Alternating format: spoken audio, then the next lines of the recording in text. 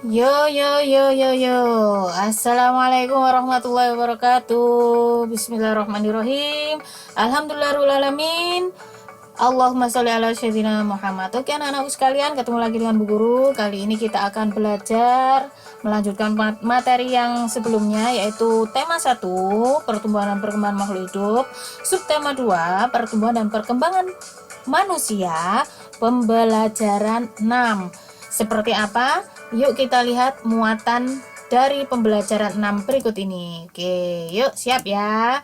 Oke, untuk bukunya ini sudah disiapkan. Kemudian halaman yang akan kita selami, halaman yang akan kita pelajari yaitu halaman 93 sampai 96 dengan muatan bahasa Indonesia, PPKN dan matematika. Yuk, kita masuk bahasa Indonesia, guys. Halaman 93.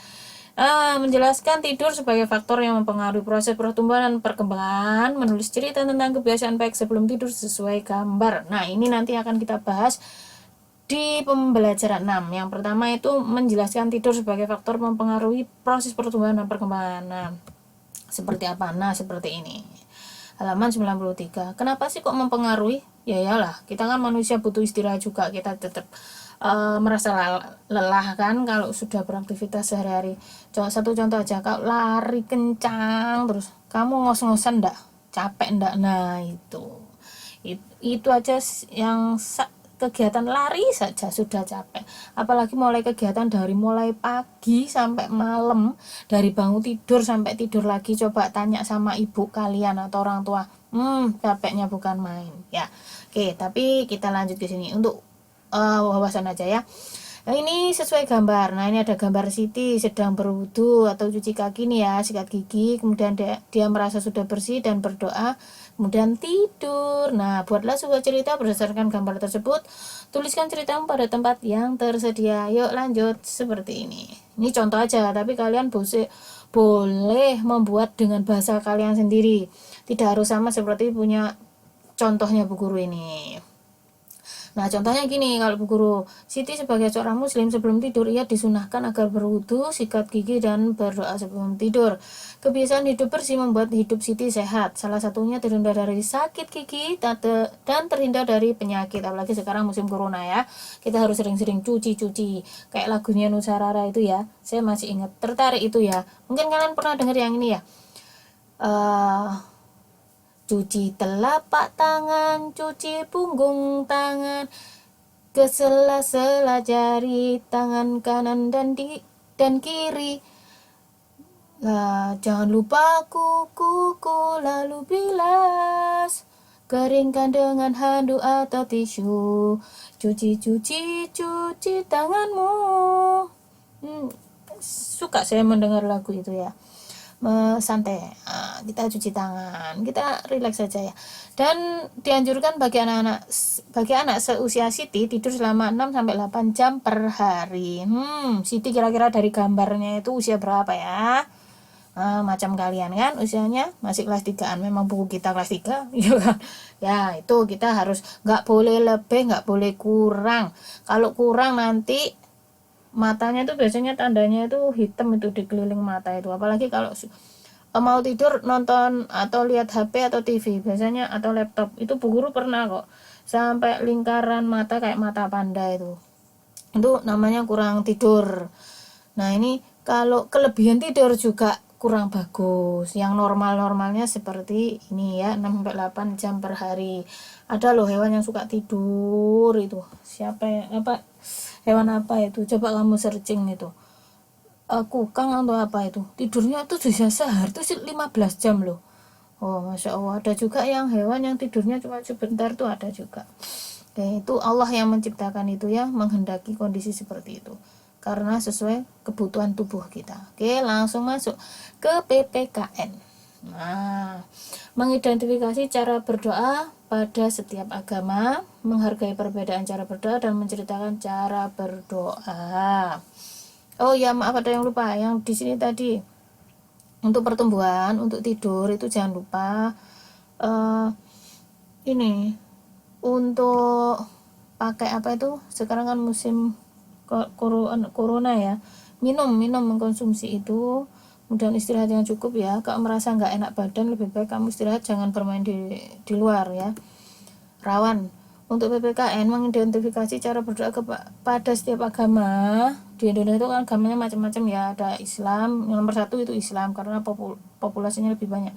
Islam, Kristen, Katolik, Hindu, Buddha, yang terakhir itu Konghucu. Menghargai perbedaan cara berdoa, jangan sampai saling berselisih ya, bisa menimbulkan perpecahan antar agama ini. Menceritakan cara berdoa nih. Di halaman 94, setiap hari kita melakukan kegiatan, tubuh kita menjadi lelah dan butuh istirahat. Salah satu cara tubuh kita beristirahat adalah tidur. Ini berhubungan yang tadi ya. Saat tidur, badan terasa lebih santai dan tidak tegang. Manusia juga mengalami pertumbuhan saat tidur. Oleh karena itu, kita perlu tidur yang cukup untuk kesehatan tubuh kita.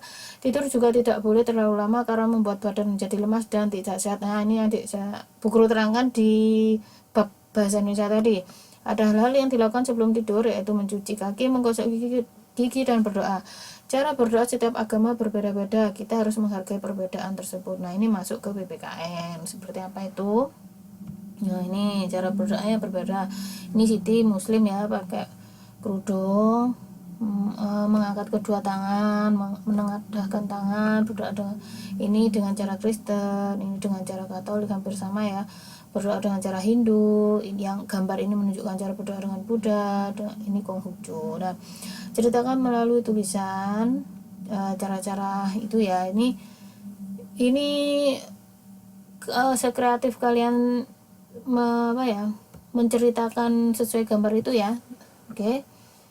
Nah, kalau kita itu kan sebagai seorang muslim ya. Nah, yang ditanyakan bagaimana caramu berdoa. Nah, kalau kita yang muslim sebelum berdoa, aku membaca hamdalah, istighfar, sholawat. Saat berdoa, aku mengangkat kedua tangan dengan telapak tangan terbuka di depan dada. Aku berdoa dengan suara berbisik dan nyaring. Biasanya ini wudu dulu ya, sholat itu. Oke, lanjut. Untuk masuk ke matematika, halaman 96, menyelesaikan soal pengurangan dan teknik meminjam. Ini sudah diterangkan di bab pembelajaran 5 sebelumnya. Contoh, Udin mempunyai kegiatan lain sebelum tidur. Ia selalu mengaji, belajar, mengerjakan pekerjaan rumah. Apakah kamu melakukan hal yang sama dengan Udin? Sama lah ya. Ya, saya yakin insya Allah sama. Kalau enggak ya mungkin membantu orang tua kan ya. Ayo bantu Udin belajar mengerjakan latihan pengurangan. Oke, ini contohnya. Ini dikurangi. Kalau caranya hampir sama dengan yang pembelajaran 5. Nah, ini jawabannya seperti ini. Maaf saya ulangi lagi, 5176 dikurangi 4328, hasilnya adalah 848. 6459 dikurangi 2783 adalah 3676. 8324 dikurangi 5786 adalah 2538. Oke, kesimpulan tema 1 subtema 2 pembelajaran 6 adalah berikut ini. Pertumbuhan dan perkembangan setiap anak berbeda-beda, adapun faktor yang mempengaruhi yaitu mengkonsumsi makanan bergizi seimbang, makanan mengandung karbohidrat, protein, vitamin, lemak, dan mineral. Kedua, kebiasaan hidup bersih dan sehat. Ini yang berhubungan dengan pembelajaran 5 dan 6. Yang ketiga, gen dari orang tua atau diturunkan keturunan ya, ilmu pengetahuan dan ilmu agama atau keimanan. Yang kita bahas itu yang ini teman-teman guys. Nah, yang ini nih, kebiasaan hidup bersih dan sehat, istirahat cukup, rutin berolahraga, rekreasi secukupnya dapat membuat tubuh menjadi rileks, santai, dan pikiran jernih kembali, sehingga pertumbuhan dan perkembangan kita tidak terganggu, terus mengalami peningkatan gitu. Imun yang kuat juga bisa menolak penyakit atau bakteri-bakteri yang masuk ke tubuh kita untuk PPKN. Oke, nah ini kesimpulan yang dibuat oleh Bu Guru ya. Mungkin ada dari teman-teman atau anak-anak sendiri yang nanti bisa menyimpulkan, bisa menulis di komentar ya. Kalau melaksanakan cara berdoa dan kebiasaan hidup bersih dan sehat sesuai ajaran masing-masing, agamanya masing-masing, praktek melaksanakan doa hidup bersih sesuai ajaran agama itu termasuk sila ke-1, ketuhanan yang Maha Esa.